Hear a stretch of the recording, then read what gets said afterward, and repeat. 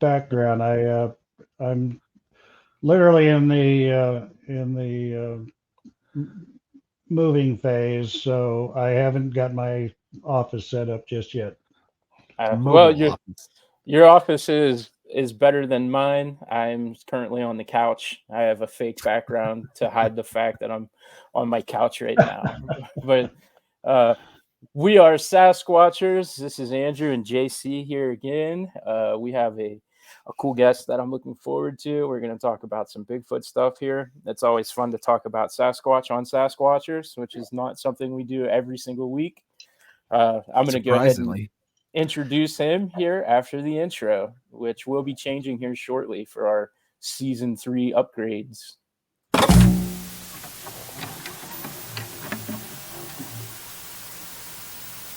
The truth is out there. Never stop looking. Never be sheep. Always disrupt.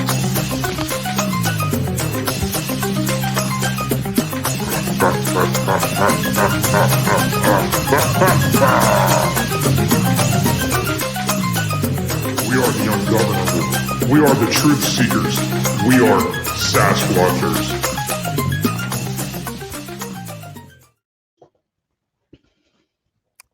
And we are here with Todd. Am I saying it right? Neiss? Correct. Okay. I was confident in that until I started to read it up above, and now I started to question it. But Todd, I get that. you have a cool background, and I'll go ahead and I'll let you introduce yourself here to the audience, and we'll just jump right into questions because I'm pretty interested. Well, first off, thank you for having me. It's an honor to be on your show. Um, by way of introduction, my name is Todd Neiss. What can I say? I I'm a 20 plus year combat veteran with the United States Army. I bring that up only because it will play into how and when I got baptized, if you will, into the Bigfoot phenomena. I do hold a degree in multidisciplinary studies through Grantham University. Um, I've lived in the Pacific Northwest for, I'll say, 99% of the time.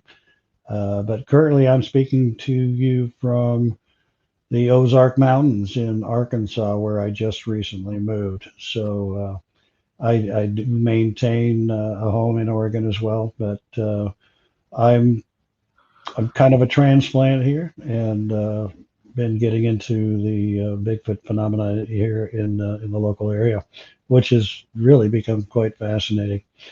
Um, like I say, I am retired from the military, and it's been giving me a lot more time to get into research in the field, which is what I'm looking most forward to. Um, by way of telling you how I got introduced to the Bigfoot field, it was quite by accident, that's for sure. Growing up in the Pacific Northwest, you really can't help but hear of the legend of Bigfoot. But I had always relegated it to something more along the lines of a good campfire story or urban legend or what have you. But on April 3rd, 1993, that all changed for me.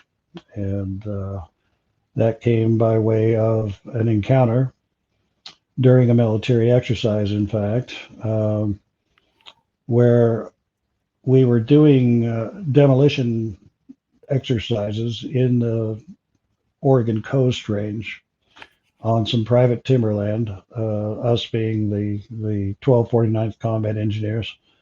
And we had three different rock quarries within this area that we were blasting at. We'd blasted the first two, moved on to the third, which was a cratering charge of ammonium nitrate that we'd been soaking in diesel fuel, about 250 pounds worth, I believe. So we weren't talking firecrackers. We're talking some pretty big booms. Um So we'd set the fuses. Everything had gone according to procedure up until this point. We set the fuses, got in our vehicles, and obviously got our convoy engaged in getting away from where this bomb was about to go off. I was a passenger sitting behind the driver of a Humvee, and as such, I had the liberty to look around the countryside. It was a fairly decent day, so I had the window down, and as a hunter in that particular area, the Saddle Mountain unit, I just naturally was looking around on the way down to our staging area. I was looking around for any form of wildlife, deer, elk, what have you. And we rounded this corner where the second blast came into sight. And as it did, I noticed three very stark, dark figures standing there out in the open in this rock quarry. Again, this was the one that we had probably detonated about an hour earlier. And the first thought that came to my head was, what the heck are those people doing down there? Because we had total control and 2 layers of security to make sure that civilians didn't enter the area for obvious reasons. And I hardly got the thought out of my head about what were those people doing down there when I realized what I was looking at were certainly not human. And by that, I mean, imagine, if you will, these 3 dark figures standing against a light gray background of basalt rock is what the quarry was made up of. So the contrast was very stark. And in looking at these profiles, I realized that something wasn't right. The arms were way too long. The legs were too long, also in proportion to that of a human. And they were huge. They didn't have a stitch of clothes on them. The 3 of them were watching our convoy as we were descending, like I said, away from the impending blast that was coming. And this wasn't a 5-10 second viewing. It was literally about 25 seconds would be my best estimate. So a fairly long sighting, as it were. And it was also the activity, I should point out, that was happening with these 3 creatures. While the largest one in the middle, stood there just still as a statue. These 2, I hate to say shorter, but 7-footers that were to its left and right were engaged in this rocking back and forth, if you will, shifting their weight from side to side, and these long pendulous arms that extended down below their knees were swinging back and forth. And they did it the entire 25 seconds I watched them. And the whole thing just put me in a state of shock, to be honest with you. Again, at 25-second time frame, I lost sight of them because we had taken another corner. And when we got down to that staging area, my first instinct was to run back up in the direction we just came. I really wanted to see him again, but once I got as far as I dared, I did not regain that visual. But as I'm standing there on my tiptoes with my hand up to my foot, looking in the distance, I heard somebody call my name, and I looked over, and it was a sergeant that I had been working with that day, and he said, "What are you looking at?" And I dropped my hand to my side, and I said, "Nothing." And so he continued to come up to where I was at, and once he got right up to where I was standing, he looked at me and he said, I suppose, I don't suppose you saw what I saw back at that second blast site. Well, at that point, I was kind of blown away because I thought I was the only one that really had seen them. But at the same time, I didn't want to be made a fool of, so I said, I don't know, Jeff, what did you see? And he said, well, I saw three huge hair covered Bigfoot, I guess. And of course, at that, I said, yeah, I saw him too, Jeff. I did. And, it was nice to have that corroboration, although I really, it wasn't necessary because I could never unsee to this day what I saw that day. And those 25 seconds literally changed the course of my life. So here we are. Yeah. So how do you like? So with that being involved with the military and then you know, with people thinking that maybe you were seeing things, how do you discuss that in a way that's like beneficial to everybody else in the conversation, right? Like it's not just I saw something that had long legs and arms out in the woods. Like what did you say to them? Well, to begin with, I didn't say anything. I mean, even though myself and Jeff had seen these, and as it would come to be, we had two more soldiers come forward and also admit to seeing what we saw. So it's a total of four eyewitnesses doing very serious, sober, dangerous work. All saw the same thing.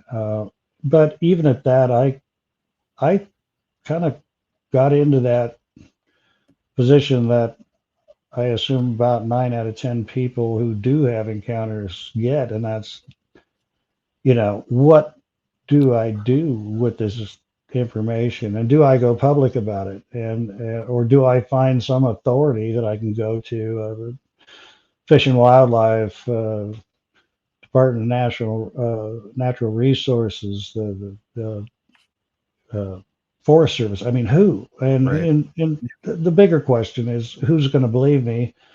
Because the fact remains, there's nothing I could do to prove it. So, but at the same time, it eats you alive. And so, for the longest time, I kept quiet about it. To be quite honest with you. So before this all happened, did you have any opinions or belief about like the Bigfoot or maybe primates in the wood, or was this like kind of your first introduction? You were just thrown in like this may be a Bigfoot that I'm seeing now.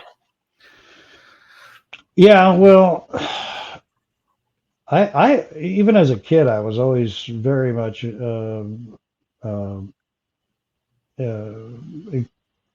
interested in science in all its forms, from geology to meteorology to biology. Um, uh, Suffice to say, I was a loner, right? So no, but Right. I love to gobble up books on science, and it's just, but never in my life did I really consider anything outside that box that we're told is supposed to represent reality, and so I kind of stayed in that lane for the longest time. And to answer your question, no, I never did entertain any sort of thought of anything beyond that. But again, living in the Pacific Northwest, you hear about this legend, and it does pique a curiosity. But I never really read any books on the subject or watched TV shows regarding it, for that matter. But boy, did that change.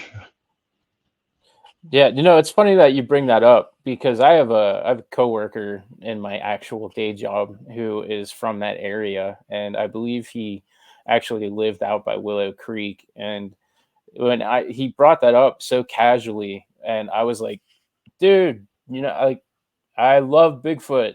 Like, how are you just now telling me this? And he's like, yeah, it really wasn't that big of a deal to us, living there. Like every once in a while we get like a tourist or something, but it's not, it's just kind of the culture. And most of the time you don't even think about it. So and then he moved out here and obviously never had an encounter or anything of that nature. Not that we don't have them here, because my area specifically is kind of a hotbed. At least I'm Where's told. that? The Laurel Highlands in Pennsylvania. Oh. I'm like right at the tip of the Appalachian Mountains. Oh yeah. I guess by Somerset, Altoona, Johnstown, kind of central Pennsylvania, and there are some people that swear up and down that they can take you out to these hotbed areas, and we're hoping to go out and do some investigating of our own here in about a month, maybe a little bit longer than that. So up until this point, I've had no Bigfoot experience. It's just a fun pastime and something that I like to talk about. And but yeah, to that point, the person that I know from that area it's just so casual and not even really a thing to him. And I guess just it's out there in the zeitgeist on that side of the country, but until you have that 25 seconds with a couple of them that really puts things into perspective for you. So it's always interesting. It does. And one of the things that struck me, once I did lose sight of him, you can imagine I had about 100 questions swirling in my head. It's like how, why, where, but one of the things that struck me was I had hunted that area, that Saddle Mountain unit, for both deer and elk. I lived in the area and had been out there many times, even just hiking and fishing, and never did I stumble upon anything that would have even caught my attention with regards to the existence of these animals. And that's kind of what bugged me after the fact, because now knowing they're there, it's not a matter of believing, or in my case, not even believing. Where were they when I was out there all these years hunting? And the answer that, kind of answers itself is they were. You just weren't in tune. You weren't looking for it. Right. And so where I'm going is that after that event, that encounter, that sighting, going into the woods with a whole new mindset and a mind open to other possibilities, it was almost overwhelming how much evidence I had obviously been walking right past and never even considering anything more than, oh, that's an interesting shape in the ground with 5 kind of toe-looking things. I just makes me wonder how many times I stepped right past them or by them, or even stepped stepped into a possible Bigfoot track and just dismissed it out of hand. And then, like I say, when you go in with the knowledge that they do exist, then the evidence is out there. Yeah. I think one of like the biggest things with some of these military sightings of like Bigfoot or Sasquatch is that around the same time there are also UFO sightings. Right? Did you experience anything like that, like lights, UFO sightings, anything like that? Or was it? I was going to bring that up. I can kind of tell from your facial expressions. So you said that you were very like scientific growing up and you read a lot of science books and stuff. So I wanted to actually kind of broach the giant Bigfoot in the room and see if you were coming from it like an anti-woo position, completely pro-science, because we talk to everybody, and we get all kinds of stories. And when you mentioned like the prints and stuff, that as do I, and no, I'm glad you brought that up, because there seems to be a real uh, two different camps that seem to like never want to come together, and that's those that think along just this is a natural biological species. It's not a single individual legendary beast that's lived for hundreds, if not thousands of years and shows up at, you know, all across the US and Right. Canada and wherever, it's just a species, and look at the possibilities that such a thing can exist, and try to fit it into uh, the, the just the biology of life. And then you've got those like, you mentioned the woo, uh, those that are leaning more towards the paranormal or supernatural. And like I say, there seems to be that division between the two camps. I've been doing this for over 30 years, and about 3 years ago, I kind of had a bit of an epiphany. More to the point, I kind of had my butt handed to me, and it had to do with the paranormal. But I had, I've got friends in both camps, and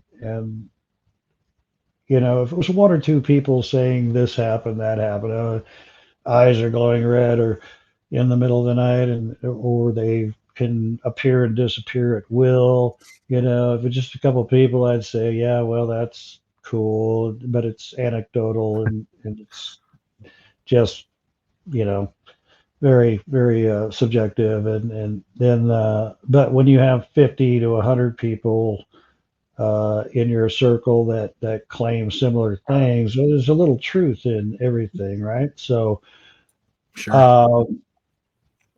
I, without trying to be patronizing, I try to be understanding, but my go-to has always been, okay, if you say these creatures or any creature has any particular powers, if you will, or abilities, traits that are out of the norm or paranormal, then show me one other animal, one other species out there that we can compare it to and say, oh, okay, I Women. see now that. Okay, so this attribute, we have an example in known species, but then we can talk. But beyond that, it was like you're pulling this, out of your butt. You have no evidence of it, which I get, but I mean, if you can't make some comparison to any other species with such capabilities, then I really have had a hard time with that. And in this one particular case, I had been keeping in touch with some native friends from the Omaha reservation in eastern Nebraska, and I mean right on the eastern border, on the border with Iowa, so the Missouri River just splitting them. Because and just right off the bat, if you had asked me to name the top 5 states in the United States Bigfoot doesn't exist, I think Nebraska would be right up there. I'm thinking No cornfields, Bigfoot's in Nebraska. prairie.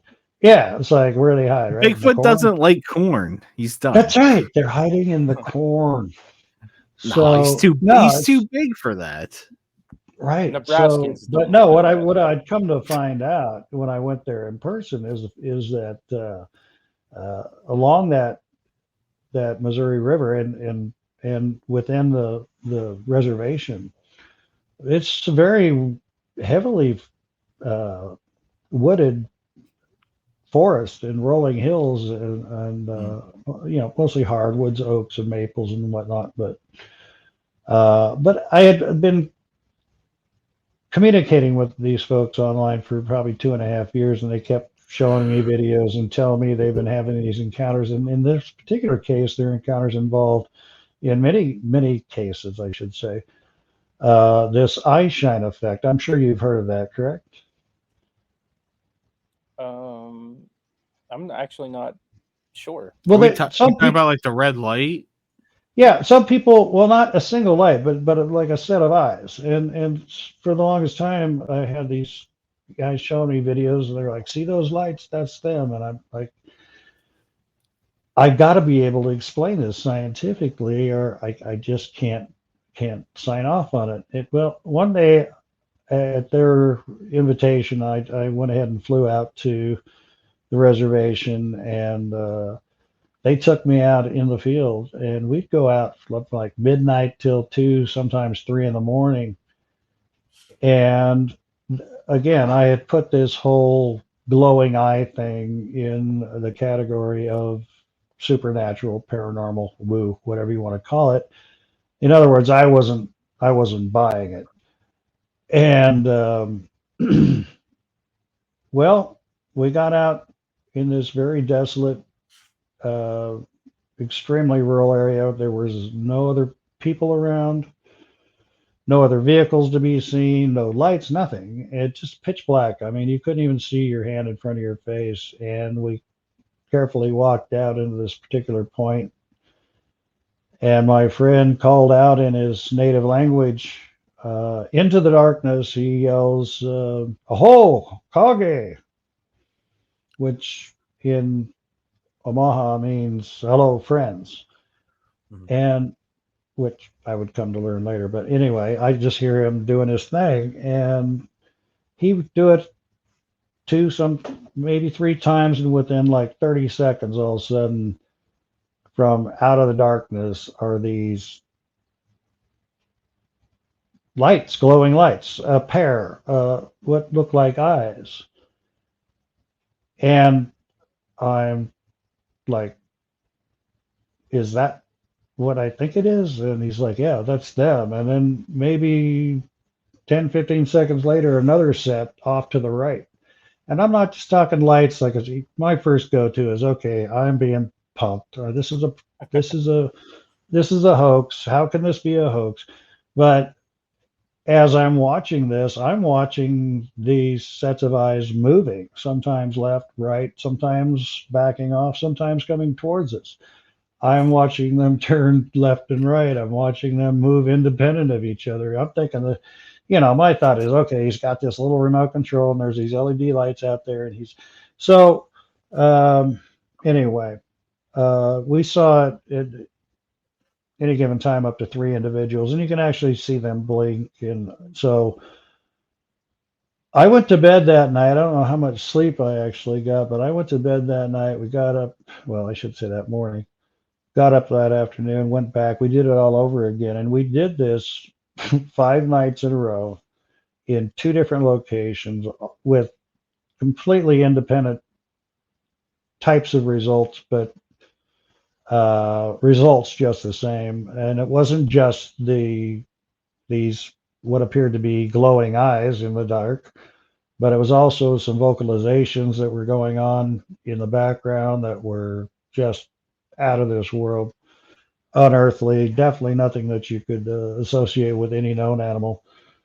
And yeah, so that's what happened to me about 3 years ago. And so I knew when I got back home, I've got to, I got to toe the line. I got to bring it to my standards. So I've got to find a way to find something in common animal kingdom that will account for this. And so I got home and I set about to do that. And I think I've come up with some pretty good plausible answers based on known species out there. But then that for me opened the door to, hey, is there a way that I can stand on this third rail between the biological people, the scientific minded people, the citizen scientists like myself, and the people that are into the supernatural? Is there a way I can bridge the two? Is there some way we can meet in the middle? And so, and that whole Einstein thing is what started it for me. So I'm like, okay, I'm gonna pick the lowest hanging fruit in the woo category. I'm going for the whole, you know, this phenomena where people say that they appear and disappear randomly and in front of you, and you know, they're teleporting or they're going through portholes.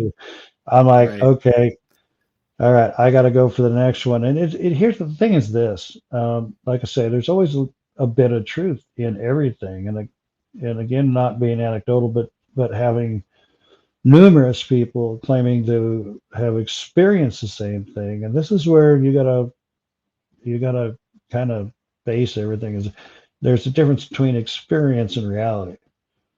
And a lot of people say, uh, perception is reality, and it may be your reality, but the key is the perception, and this is where a lot of people would take umber with the paranormal and supernatural people. My thing is, okay, I believe that you've had an experience, that something happened, you witnessed something, and and this is your perception.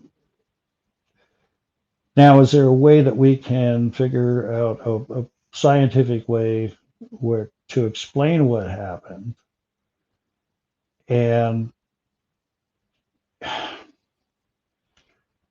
I don't disagree with you having this experience. It's your interpretation of it. Okay. Can we perhaps reinterpret what you saw, assuming what you saw is your perception, but change the interpretation into a more, digestible format? And so that's kind of where I've been lately, is standing on that third rail and trying to bridge those gaps, because I just can't write those people off. Um, like I say, I've got a lot of friends that run in those circles. But what I've really engaged in lately is trying to conduct some experiments, if you will, because that second low hanging fruit is a tough one. How do you explain how something appears or seems, perception again, seems to appear or disappear while you're watching it? And so I'm working on that. There's an experiment I'm doing, again, based on a known animal that has certain amazing capabilities. In this particular case, I'm referring to a polar bear. Now, Okay, I wasn't expecting that. if I ask you, well, it's a matter of going way down that rabbit hole and coming up with a polar bear. But so no, if I ask you what color a polar bear is, yeah, most people are going to say white. Well, the truth of the matter is there is not a single white hair on a polar bear. No, they're like a gray. They're like a dark gray color, right? Well, they're tannish. They can be gray, but they appear white for a very specific reason. They have a second coat, if you will. Dogs have these, certain breeds of dogs have these. They're called guard hairs, and these guard hairs extend slightly beyond the base coat of the animal. And in the case of the polar bear, these guard hairs are absolutely clear. You could see right through them. The hairs are transparent, almost like fishing line or fiber optic line was probably a better example. So what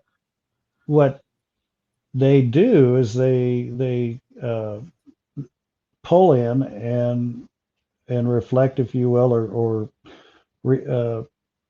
they give off the ambient light and color that surrounds the bear. And in this case, in most cases, they're found in snow or ice, and so it gives them the ultimate camouflage. So I've actually purchased a full height of a North American black bear and about 1,000 feet of fiber optic wire. And I'm going to be doing an experiment where dividing that full bear rug, if you will, in half, or from the inside, drawing a line, and time consuming to be sure, but my plan is to insert these fiber optic hairs or wire fiber just beyond, maybe a half inch beyond the actual black bear pelt, and then again just on half of it, and then taking it out into different settings under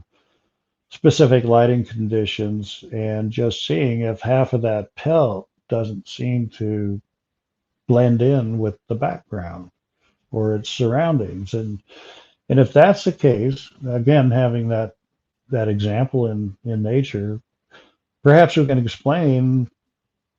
And again, it's an experiment. I have yet to see it work out. I'm hoping I'll get that shipped here pretty soon because, like I say, we just moved out here to Arkansas and we still haven't got all of our furnishings. If you looked around me right now, there's furniture and boxes and all kinds of things yet to be unpacked. But anyway, but that's the experiment I'm working on now, and that's going to hopefully render some success in showing how something with hair the color of perhaps a black bear, like what I observed, can seem to disappear, or if not really disappear physically, but blend into the background. Yeah, that cloaking. Yeah, well, I don't know if you call it cloaking. I mean, it is kind of like what you see in the movie The Predator. I mean, if you see the scenes where it's not moving, it's almost impossible to see, and you can barely make it out when it is moving. But so that's kind of what I've been up to lately, just trying to come up with some outside of the box experiments some other people have yet to do, and see if we can help bridge that gap. That is a good one. I didn't know that about the polar bear, so you shocked me there. The one thing that I always correlate, and I mean, when you're looking at what is a bipedal primate, it's not the best comparison, but the way that octopus are able to cloak, and they're how just within seconds their color changes, or they appear to suddenly be a piece of coral, or under rock or something under the water. Yeah, it's amazing, and we see that with squid. We see it with cuttlefish. We see it even terrestrially with, say, chameleons. So there is that cloaking capability, but where I get hung up is this. I need an example within the mammal family, Right. And I think we've got that with the polar bear. So Yeah. Are you putting that on a YouTube channel or website or anything? Because I'm actually very interested to see the results of this once you finally get to work on it. well, I do have a website which is currently being, I'd say it's under construction. It's actually under destruction. I'm really going to start from scratch because of a lot of things that's happened. But I am in the process of writing a book, my first book, Johnny Come Lately. But I figured after 30 years, it's time for me to summarize at least what I've learned over the years, and I have to admit it has evolved. My thought processes and all this has evolved over time, and I even, as a caveat in the book, state what I'm telling you in this book today may not be what I'm saying tomorrow, because the jury's still out, and so I try to remain flexible in that regard. But yeah, so before this book is published, and I'm shooting for late April or early May.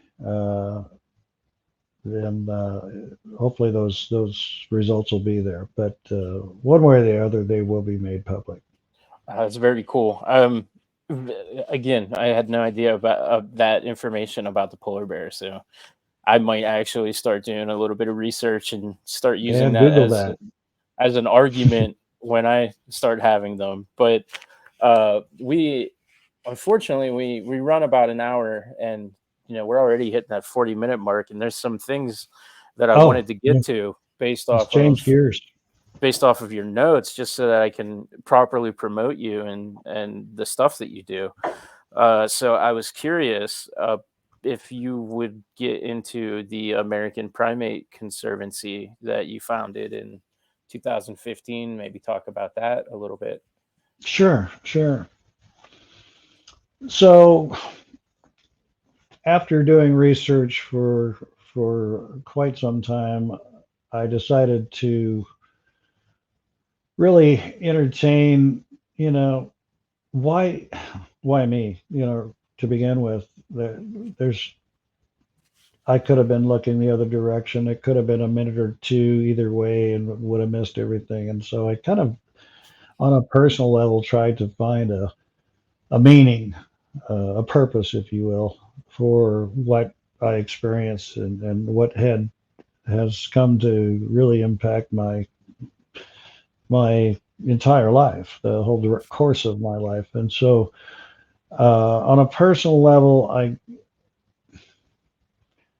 what I experienced was so fantastic and life changing that I want to make sure that future generations, my kids, grandkids, great grandkids, will have at least the same odds, albeit very rare, to have the same chance to see and experience what I did. And in that vein, the question becomes, what could prevent that from happening? And I can't help but think about this species in a more personal way. For me to know they exist and to know how rare they really are, odds of seeing them, numerically, it's a challenge. And so I started contemplating the whole concept of preservation. We don't know what the health of this species is. I mean, if you can't tell me how many there are today, certainly you're not going to be able to tell me how many there were 100 years ago or 1,000 years ago, or how many there might be in 100 years from today.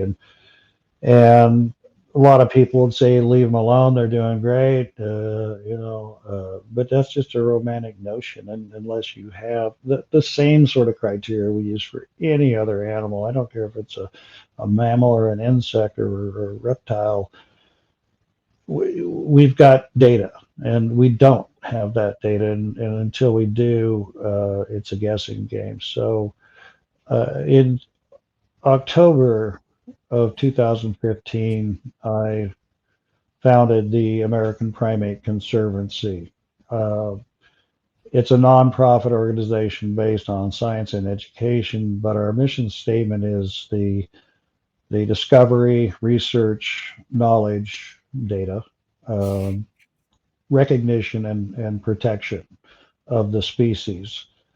And if you think about it, it has to happen in that order. The discovery, which is happening to this very day and has been happening for some time, they're being seen on a lot more routine basis than many people would know. And the research and the data that we collect needs to go toward that concept of preservation, but standing in the middle of that is that recognition piece. And that is to say, the scientific community having come to the conclusion that these things are in fact a species in and of themselves, and to have them named as such in a binomial fashion, and only then are we really going to be able to jump to that protection or preservation mode. So that's what the Conservancy is all about. That is my mission. That is my goal personally, is to establish laws, uh, to make sure that it's no longer open season, because frankly right now it is. There's nothing out there that will hold anybody accountable should they harm or injure or kill one of these beings. And I don't think that's fair. I don't think it's right. And so there have been attempts in the past to go to, say, the Fish and Wildlife, or the Canadian version of that. In the United States, it falls under the jurisdiction of the Department of brain part, environment. It'll come to me. But it always seems to fall on its face when brought to authorities, and it's an easy out for them to just brush you off. So I've kind of, or I should say, the Conservancy has tried to pursue this protection, maybe jumping the shark a little bit in terms of doing an end around the recognition piece, but I decided let's kind of go the back door, and that's working with Native American tribes, because let's see, us Europeans have been here about 300 years and think we know everything, and meanwhile we have indigenous people that have lived here for over 20,000 years and have had to live symbiotically with this species, and it's become part of their culture. It's become it's once you do break that ice with Native Americans and get them to talk with you, it's you might as well be talking about deer or elk or bears, because it's just interwoven as a natural part of their culture and their upbringing. So what I've been trying to do in working with now 5 different tribes is to get, I basically put together a draft resolution that's kind of plug and play, if you will. Insert the name of your tribe or your nation, if you will, because they are considered independent nations, and then whatever you call them. In the case of the Omaha, they know them as Satonga. So in their case, I put the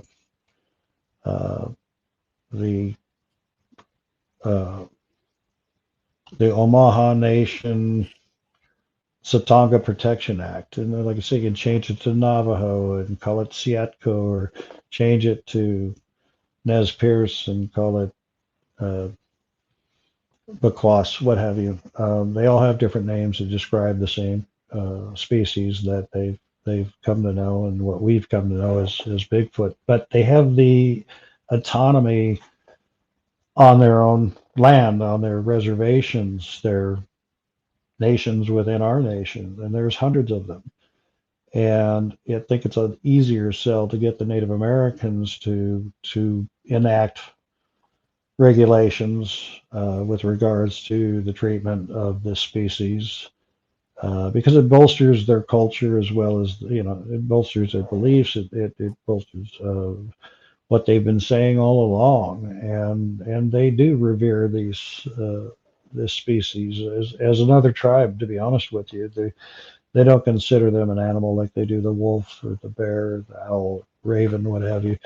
They consider them an ancient tribe, one that was there before them. In fact, they call them the old ones, or the uh, the first ones.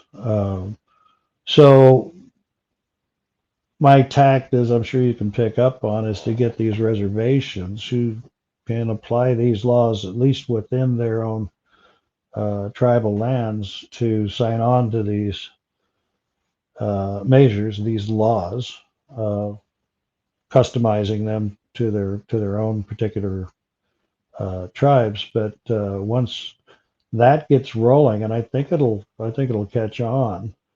It's going to make it a lot easier to go to the Department of the Interior, which is what I was trying to say earlier. The Department of the Interior is the umbrella to Fish and Wildlife and the Forest Service and so many other different things. But now when somebody goes to the Department of Interior, instead of saying, hey, I really think these things exist and I think they need to be protected and you need to do something, now you can go with a whole stack of all the way. tribal laws and regulations and say, don't look now, but you're surrounded by all these tribes all across the country, and not just the U.S. but Canada, that are signing on to this.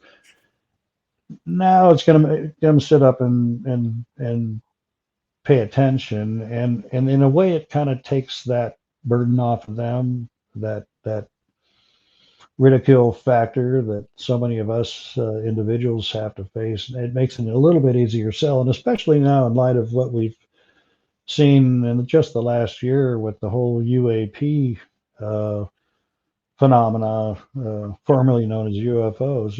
Now we got the government coming forward with the Department of UAP investigation and what have you. There's always departments. You just keep digging through, and there'll always be a department, right? Yeah, of course. but Yeah. So I don't mean to what cut you short here, Todd, but behind you have like a watercolor painting of a Sasquatch on your right side. Is that indicative of what you've seen, or is that just like an artwork piece that you like? Actually, I ordered these a while back, and they just actually arrived today, and I'm like, I don't have my office set up. What am I going to do? And I'm like, oh, I'll throw that poster up there. But I do love it. It's a great piece. It's great. It is great. yeah, and I don't think it's too far off from what these things actually look like. But my mea culpa, I was not close enough to get that sort of detail, facial detail, if you will. But it's I don't think it's too far off from what we're dealing with. I honestly, in my opinion, we're dealing with a relic hominid that it just is a survivor, where Neanderthal and Cro-Magnon and some of the other early human species went extinct. This particular branch of hominid thrives and survives to this day. Yeah. We talked to Jeffrey Meldrum, and he kind of put us on that path. Unfortunately, we are out of time, and I wanted to plug your upcoming that event. Hour goes by so fast. I keep it at an hour though, so that if you like us, then you can come back, and then we'll talk for another hour. That's where editing comes in, right? Yeah, right. But I do want to plug his events here, and he's going to be a speaker at Beachfoot in June, and that's at River's Edge Campground in Oregon, and then also a speaker at Sasquatch Summer Festival in June at Oak Ridge, Oregon. I want to thank you for your time. I appreciated this conversation, and just scrolling through all of the notes here, we have so much more to uncover in that second hour. We'll need another call. Well, let's do it again. Sure. Okay, absolutely. Awesome. We'll more than happy. We'll include everything in show notes, and everything that we upload. We'll have links and stuff. So if you think of anything else that you'd like to add, be sure to send it to us. And we will go ahead and hit the outro and wish Todd a good night. Well, thank you for having me. I appreciate that. Thank you, Todd, so much.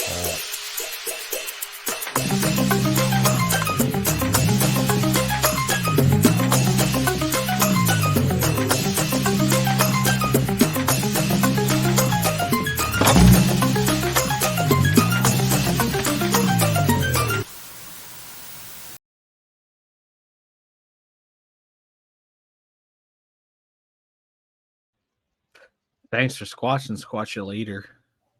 Bye.